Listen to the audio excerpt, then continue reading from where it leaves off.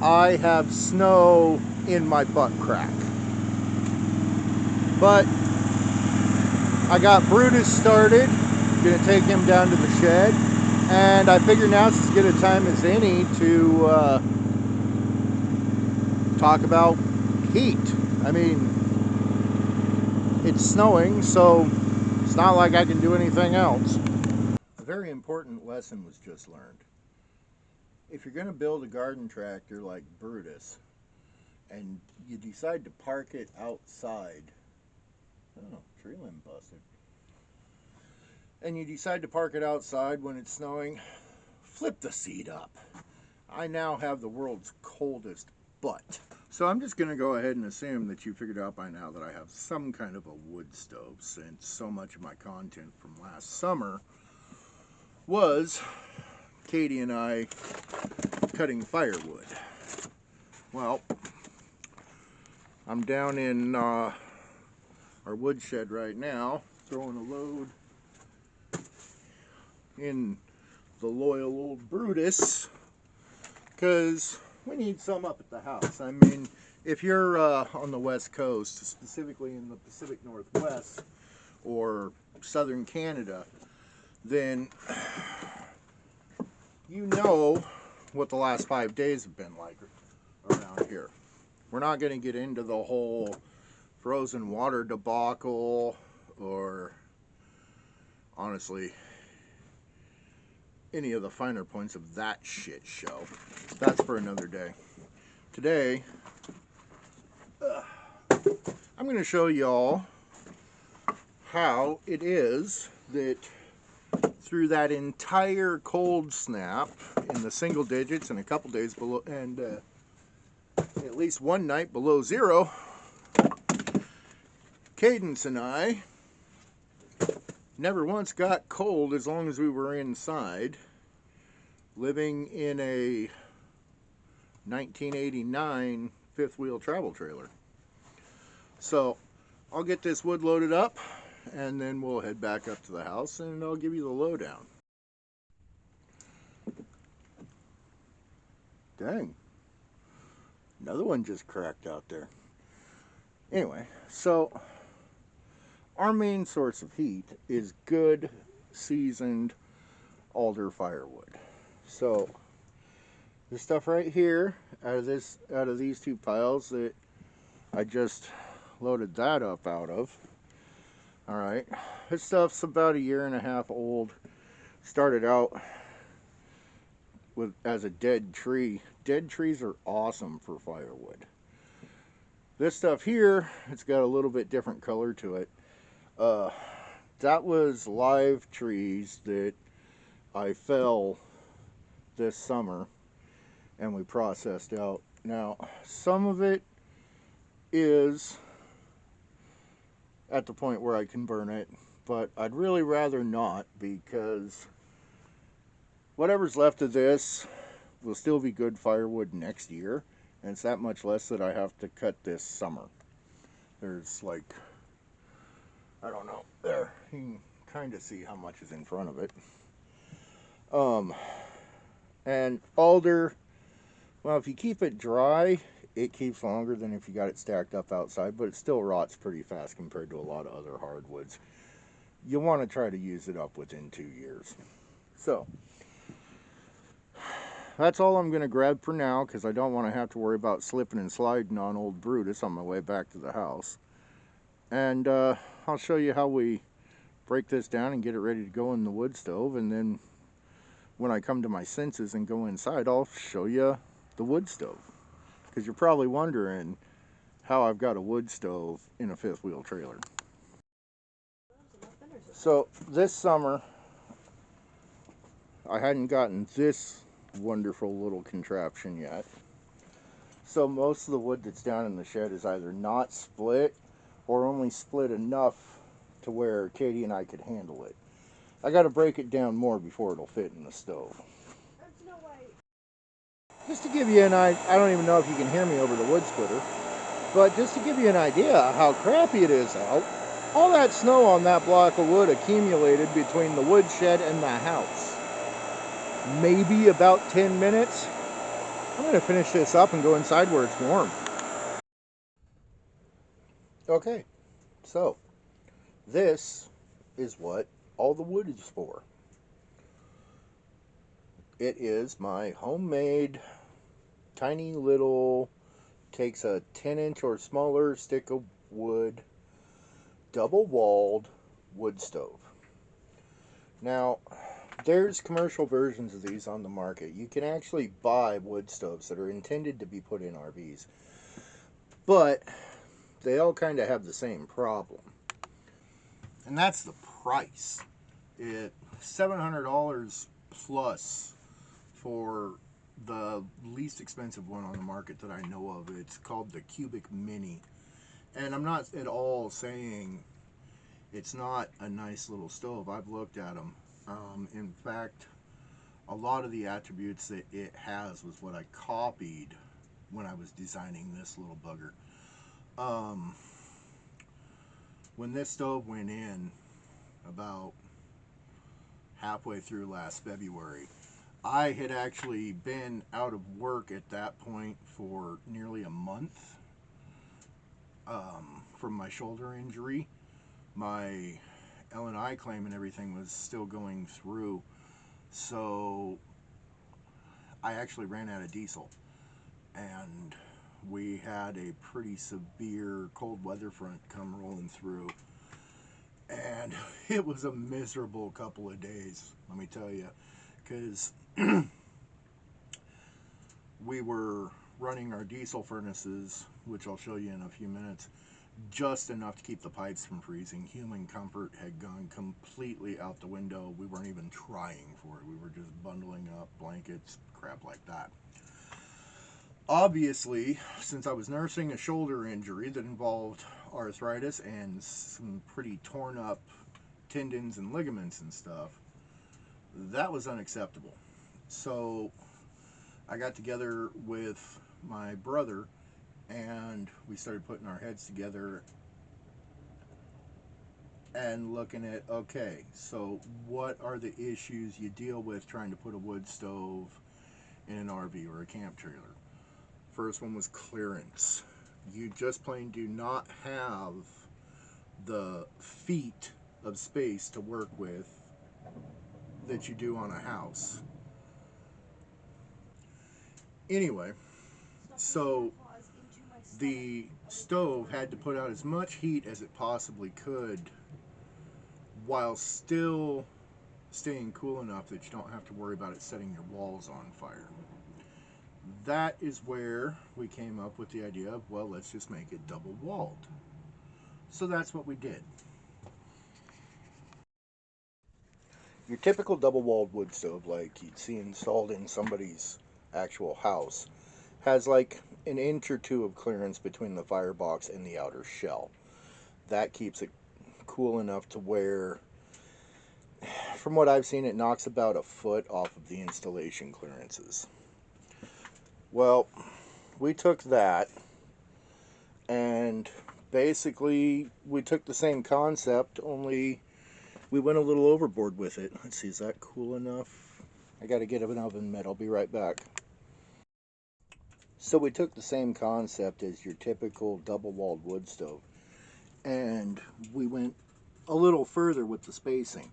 That copper pipe in there is for heating hot water if I ever decide to start using my big hot water boiler again. The inner, what you're looking at right here, this is the actual firebox. That's where the fire is burning. And then, as you can see at the back where we're closest to the wall, we've got about a 6-inch space between that and the part of the stove that's actually exposed to the room.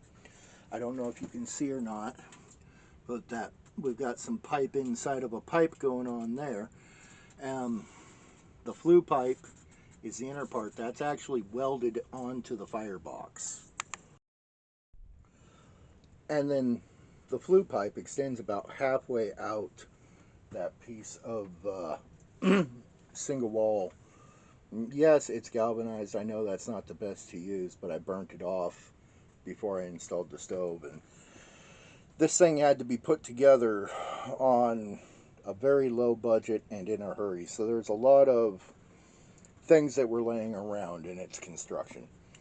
Now, because of the way it is built, right now, if you look, the draft control is all the way open. It's running as hot as it can. Okay? Oh, come on. Doesn't want to focus. Alright, let's see here. Let's try right here. Oh my goodness. My heat gun and my camera do not want to play nice with each other today. Almost like it's too bright in here. Okay, so my top plate right now is 300 degrees. And the front of my casing is almost 400. Now, right there, the outer casing and the firebox are touching. This is one of the places where we fully intended to get hot because it's what's radiating the heat into the room. But if we move around, God, I wish you guys could see this. By the time you get to the back of the stove, right under the chimney, the outer casing is only 228 degrees. But if I shoot the temperature gun through this gap on the back,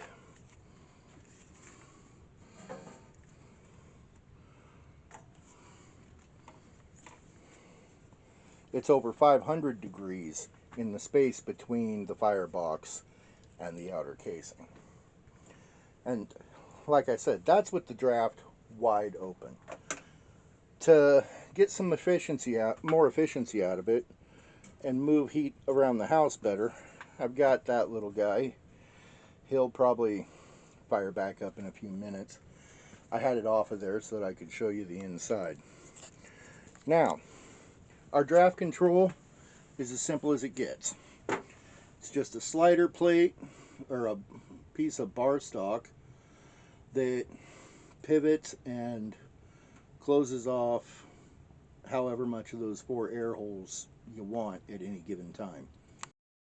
The whole idea behind this stove is space savings, maximum heat output, and maximum safety.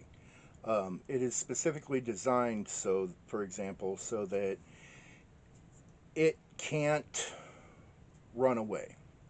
What I mean by run away is a lot of wood stoves, the chimney will get clogged up with creosote, and eventually the creosote will get hot enough that it touches off, and as it touches off, it pulls more and more air into the stove as it's burning that crap out of the chimney, and it'll burn up a night's load of wood in like 10-15 minutes, massively overheat, and burn your frickin' house down.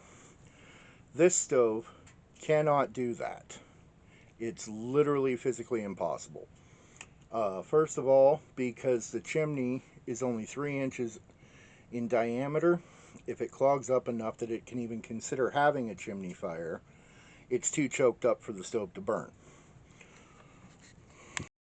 And second of all, those 4 holes that are covered and exposed by lifting and lowering this bar are specifically sized so that between the 4 of them, they add up to 3 inches of surface area.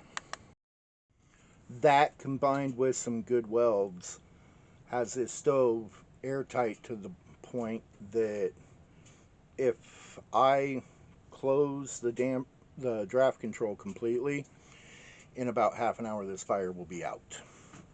Now, just to demonstrate to you how good the draft control on this stove actually is, I'm going to have Cadence grab the other camera and park her butt in front of the stove. She likes being there on days like this anyway because it's nice and warm. I'm going to go outside and show you what the chimney looks like right now with everything running wide open. And then I'm going to have Cadence close the draft down just so you can see how fast this little stove responds to the draft controls. Okay, there's the chimney going, just slightest little bit of smoke. That's running wide open. Just looks like your typical wood stove.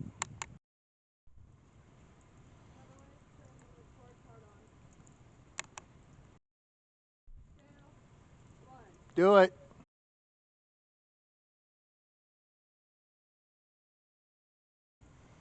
All right.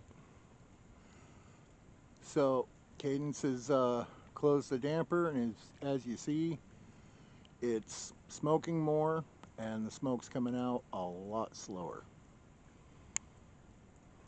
Other than the wind's playing around with it. I actually really hope that shot turns out good because it was kind of difficult to even get the darn thing to smoke. I actually had to stuff a big old load of fresh wood in it just to even get it to smoke. Usually when it's sitting there with the draft wide open like that, it doesn't even smoke. You just get heat waves coming out the top of the stack. So yeah, that's our main heat source when we're home and through most of the day. I went ahead and closed it down to where it normally runs during the day. Save a little bit of wood. That's where we usually run it. Just open enough to where you can see a little bit of flame. Keeps a good temperature on the chimney so it draws good and doesn't choke up, and that's more than enough most of the time to keep the house warm. This is the size of wood we like to run in it. It likes anything, well, anything 12 inches and smaller is good enough. Seems like 8 to 10 inches is the magic number as far as getting a good load in it and getting some good burn time. And with the draft set the way I got it now, we're good to go for probably 3-4 hours. This is good, well seasoned, not punky alder, so it'll burn nice and hot, and we'll get some decent time out of it with the draft set. So like any wood stove, if you quit putting wood in it, it eventually goes out. Now, neither me nor Cadence particularly likes getting up in the middle of the night to feed the wood stove if we don't absolutely have to. So we do have a backup heating system that we can just turn on and off as needed. Kind of a set it and forget it thing. I'm going to show you that now. This is the backup. This is what is marketed as a parking heater. It's sometimes called a bus heater. You see a very similar and considerably more expensive version in the sleepers of a lot of big over-the-road semi-trucks. So we actually have two of those. They don't run on any fancy exotic fuel or anything like that. They just run on plain old number 2 diesel fuel like you would put in a pickup, semi, tractor. You know, you buy it at the pump at any gas station. Makes it a lot easier when you need fuel and all of the gas stations around you's propane pumps have frozen up. That's a thing. So that's the one in the living room. We also have another one mounted about halfway through the trailer that pumps heat into the cabinet where all of our plumbing comes in. Works great for keeping our pipes from freezing. Puts a little bit of more heat into the house when it's really flipping cold out.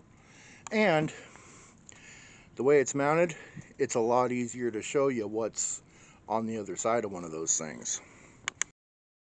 Okay, this is the business end. This is the part where basically the combustion stuff happens. This green tube right here is the fuel line. Runs down into this diesel can right here. This is a little pulse pump. It just sits there ticking away, pumping milliliters of fuel at a time into this thing. So this is your air intake. This is your exhaust for your combustion gases. Inside the units, there is a double-sided 12-volt blower.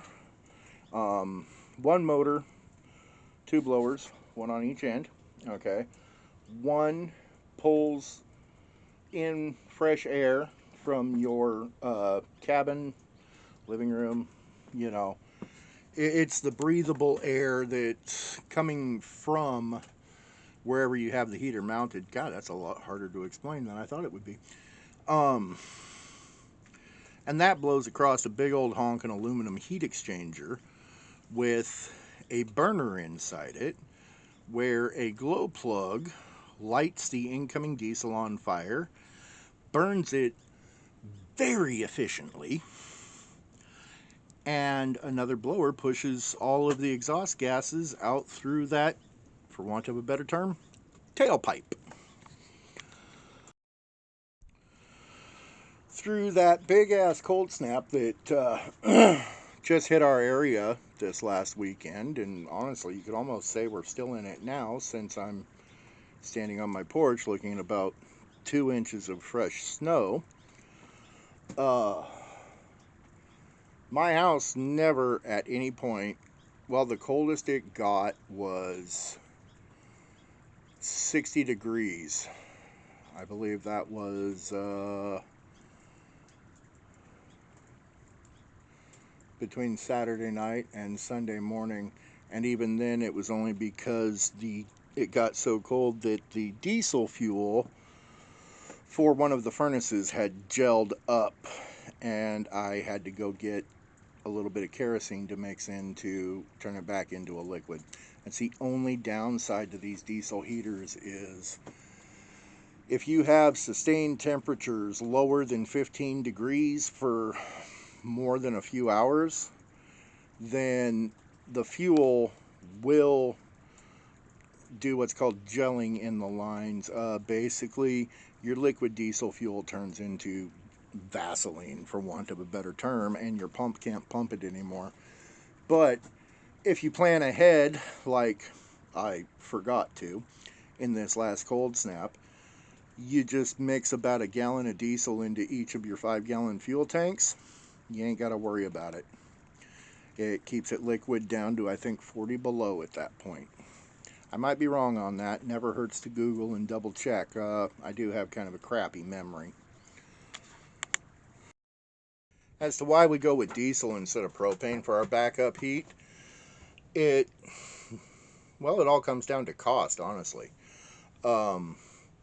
Off-road diesel, which is dyed red, it's intended for use in tractors, farm equipment, construction machinery, things that are not vehicles. It doesn't have road tax on it. You just pay for the fuel itself plus sales tax in your area. Because of that, where I'm at, it's only 40 cents a gallon more than propane, and diesel fuel actually has twice the heat value of propane almost, and on top of that, it doesn't put moisture into the air. Propane, some of you may know this, some of you may not, as side effects of combustion, it gives off both carbon monoxide, which will flip and kill you, and water, which, yes, it's good to have some water in the air for the sake of humidity, but the amount of water that a propane heater, for example, a buddy heater, can pump into your living environment during a severe cold snap can actually cause ice to build up on the inside of your windows, which is just going to make the room colder. Whereas those little diesel heaters, the only electricity that they need is a good solid 12-volt power source that puts out at least 30 amps to run the blower and the fuel pump, and it only needs that much amperage when it's first starting up. The one that I just showed you, I don't know if you saw the battery sitting on the porch next to it or not. That's a 100 amp hour deep cycle RV battery, and it's not very expensive at all. It takes, it holds enough power to run the furnace more than all night, and it only takes about an hour a day on my cheap crappy smart charger to get it charged back up and ready to go again for the next day. In terms of fuel usage, it is phenomenally low. If you have it set on low, like Cadence and I keep ours, then you're talking less than a liter per day. Um, the most I have ever been able to get one to burn was 2 gallons a day. Um, through this cold snap that we just had, between the two of them running at their medium power level around the clock, 24 hours, because it was so cold that they were having to help the wood stove out, we still only went through 1 can of diesel between the two of them. So each individual unit burned about half of a 5 gallon can. Uh, Whereas everybody I know that also lives in a trailer and uses like buddy heaters or the built-in propane trailer furnace, yeah, that was between last Thursday and yesterday, when everything started to thaw out, anywhere from 8 to 20 gallons of propane at $3.40 a gallon. Yes, I pay $3.80 a gallon for my diesel rather than $3.40 for propane, but for each gallon of diesel I get twice the heat. That's where it works out to be worth it. Man, I actually had to come outside to wrap this up after I turned the diesel furnace off. It's freaking hot in there. So, now I'm not at all telling you to go grab a cheap Harbor Freight welder and burn an old propane tank inside of half of a dead water heater and make a wood stove. Obviously, if you don't have the skills to build something like that yourself, but you want one, you should either throw down the $700 for the store-bought version, or at least find somebody that you can throw a box of beer at or a couple $100 and get him to burn one up for you. You know, really, it's just like anything else. Common sense applies. If you don't know how it works, don't try to build it yourself. Go buy it. But if you actually understand the principles that you need to apply, don't be afraid to just get in there and make something yourself that'll make your life better. As far as the little diesel heaters go, they're available on Amazon, very reasonably priced. You can get them anywhere from $90 to $200, depending on brand and how fancy they are. The ones I have both have just a simple digital control board, power button, an OK button that cycles you through all the menus that tell you what's going on with the heater, and then an up and a down arrow to adjust the heat output. There's two ways you can run them. You can either program them to run as a thermostat. Unfortunately, you have to learn the Celsius system because, being made in China, that's the only way they operate. There is no option of switching them over to Fahrenheit. But it doesn't take long to figure out where you like your house in Celsius. Um, in my case, it's between 19 and 20 degrees Celsius. It's somewhere between 65 and 70 Fahrenheit. Um, anyway, no, the fuel consumption on them, though, is ridiculously low. And if you just need to heat a small space, like, I honestly, we only run the one in the living room down to the single digit temperatures around here. Um, the second one in the middle of the house pretty much only gets turned on at night when it's really goddamn cold, and 99% of the time during the day the diesel furnaces are turned off completely, and I'm just heating the house with the wood stove because I'm up and doing and going to check on it every couple hours and throw a little wood in it isn't really a big deal. Um, yeah, that's about all I got today. Um, Hope you liked it. Hope it gave you some ideas. And I hope you're staying warm. If you feel up to it, hit hit subscribe so that you can see what I get up to next time, and maybe a like. I mean, I like you. Yeah, have a good one. I've got a Patreon too. There's a link to that on my home page for my channel, because I haven't figured out yet how to put it in the description of the videos. But if you want to throw a couple of bucks out our way, it might make the next video more interesting, because buy fancier toys. Have a good one.